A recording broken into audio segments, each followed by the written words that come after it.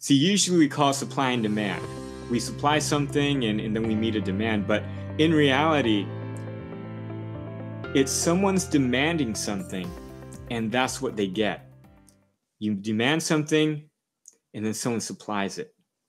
And the reason we know it is like this is due to the IMT.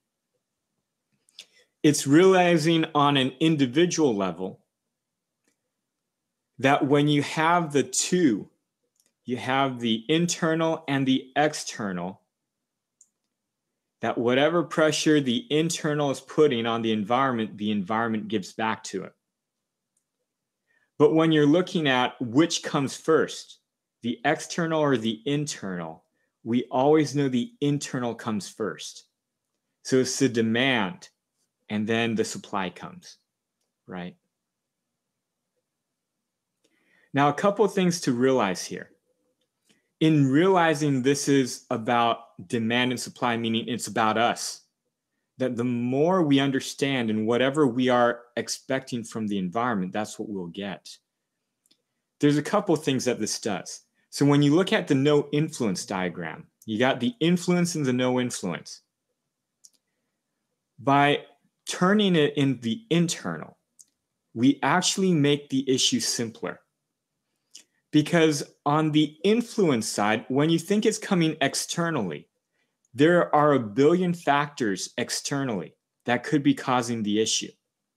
So if you think the issue is coming from the outside, you have to know a million different things to be able to figure things out. But when you start looking at it from the inside, then there's only one thing. It's only you. There's only one internal. And so what we do in realizing this is we actually simplify life a lot. We no longer have to have multiple decisions on what's causing the issues. It's only one, right?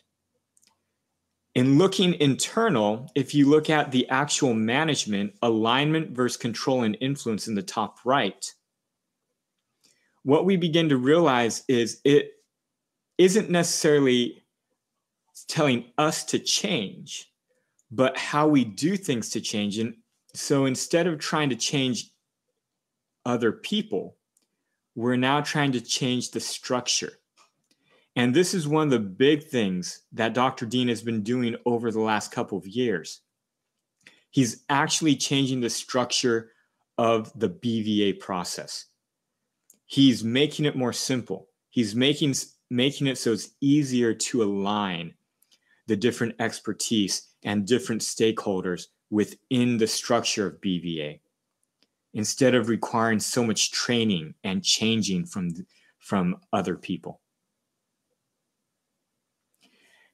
And as Dr. Dean goes over the industry structure, we start realizing that you attract the vendors that you're demanding.